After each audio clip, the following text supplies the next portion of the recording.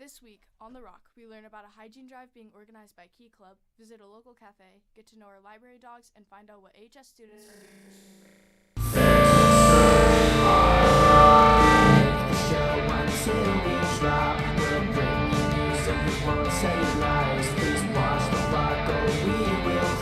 It's made for students just like you. You're gonna wanna see what we do this week on The Rock. 3, 2, 1, we're live.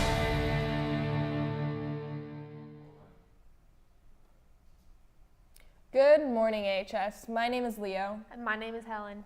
Today, we have some pretty cool segments lined up for you. Starting off with me and Jaden's segment about the library dogs.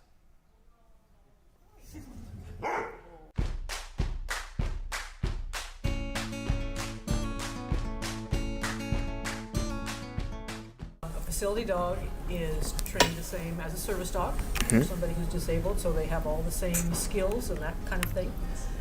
But they're usually matched with someone who works in education or healthcare or criminal justice, that kind of thing, to work with lots of people instead of like a service dog who works with one person and helps one person. These dogs are, working, so when I was still working, I was a physical therapist. I'm retired now, but Metcalf is actually my third facility dog. So my first dog worked with me for 10 years in the hospital, helping me with exercises and treating my patients, doing emotional support for staff and for families. But they're, because they're trained to be working dogs, they can work full time. So they're okay working an 8-hour day, and they don't decide after an hour that, hey, I'm done, I'm going to go lie down over here. They're kind of on it. They're ready to go the whole time. Well, service dogs are trained specifically to help a person with their disabilities, trained in specific tasks to help someone with a disability. So, for example, picking things up off the floor, opening and closing doors, pulling off your socks, that kind of thing. Or for someone with PTSD, they're trained for anxiety interruption or nightmare interruption, or to go retrieve a pill bottle from across the house, or to flip on lights in a room before the person goes in so that they don't feel like they have to walk into a dark space, or to provide space in a crowd so that you don't feel like you're kind of crammed in. But yeah, service dog is trained for a specific person and their disability.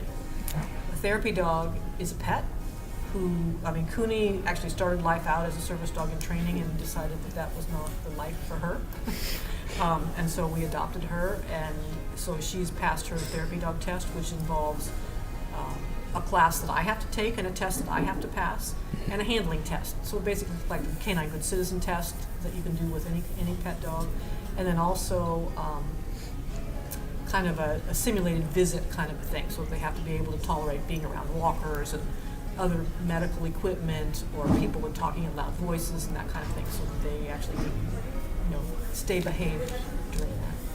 And then service dog in training, like Matza, is kind of the beginning process of what ends up like Metcalf. So they start with a volunteer puppy raiser when they're 8 weeks old, and the puppy raiser's responsibility is to teach them about 35 commands or so, basic obedience stuff, and then other things that turn into things that help somebody with a disability.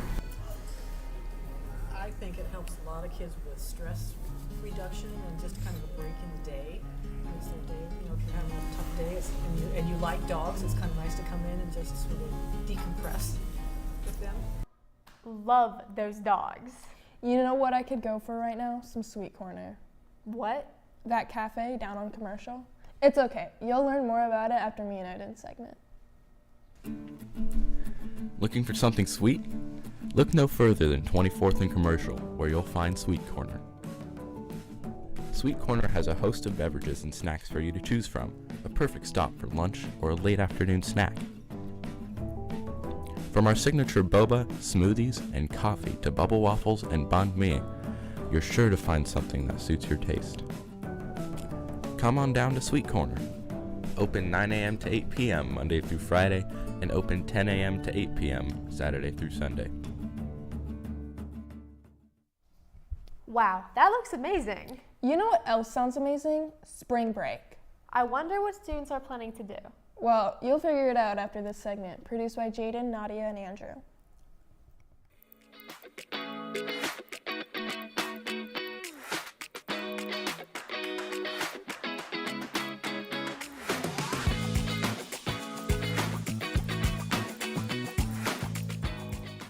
what do you plan to do for spring break? Do you want the truth? Yes.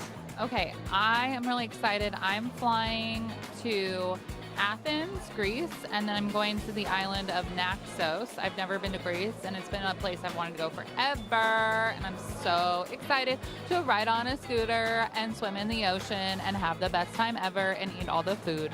What are you doing? Mental break.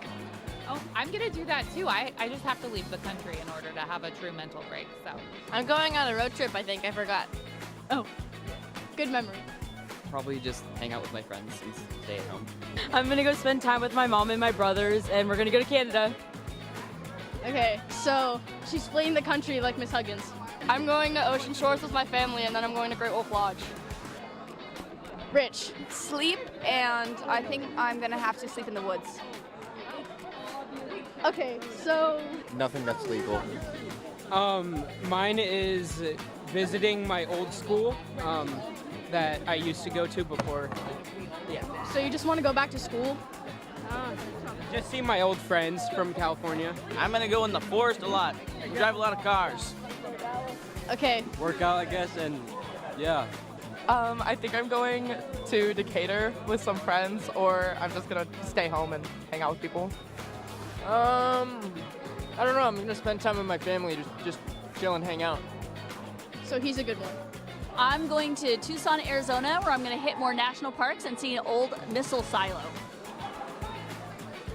I'm gonna go visit my mom, and I'm gonna go on the Nifty field trip. Okay, so you're going to South Dakota? Yeah. That's so lame of you. Let's move on. Spring break. I'm gonna watch some sports locally and then go do some stuff with the family. Probably enjoy some sunshine. So he's gonna get tan.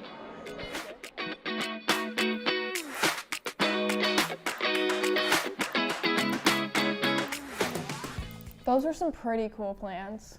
You wanna know what else is amazing? What? The hygiene drive. Oh yeah, let's check it out with Kate and Helen's segment.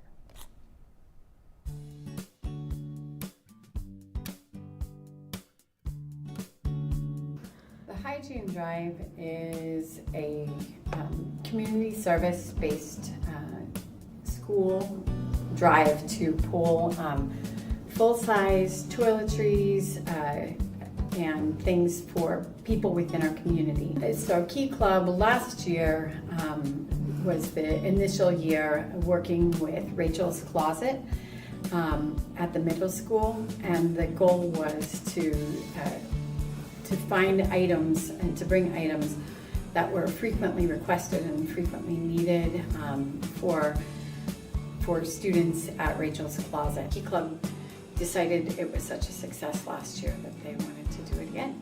So I'm the treasurer of the Key Club. I handle the money and the finances of the club. We were in charge of planning the entire event, and we made all the posters, and we decided how long it would run and which classes it would be, all the boxes would be in. So me and Eugenia went on this adventure collecting boxes and paper, and it was this whole thing. And so we set up the boxes that you might be seeing in your classrooms. We also talked to the different organizations that we might donate to, and I talked to some teachers about it. Students can donate toothbrushes, toothpaste, shampoo, face wash, feminine hygiene products, deodorant. Oh, deodorant is a big one, right? We all know that. Anything that you think of that you use on a regular basis to keep yourselves clean and healthy, these are things that people in our community need too. It probably definitely should be full size and not travel size. Washington has the third biggest homeless population in the country, so pretty important issue. When we think about what it is like to have human dignity and the necessity of human dignity, I think this is a human right, and being clean and having access to the things that help keep us clean and healthy are really, really important. Whoa, that's awesome. That reminds me of something. What's that? On May 9th, there's going to be a blood drive in the Ox Gym. Oh yeah, if you decide to go, you can get an hour out of community service, skip one of your periods, and get some snacks. Now with our last segment, the Purple Head Hint. Purple head. Purple head. Purple head.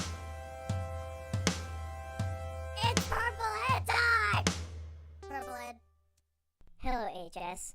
As many of you know, it is Purple Hat time. Last week's winners were Loden, Matthew, and Colin. Now time for this week's hint. Where whispers rustle and shadows play, something waits tucked away. Not on the ground, not in the sky, but somewhere in between. Look with a keen eye. Good luck hunting, AHS. Purple Ed.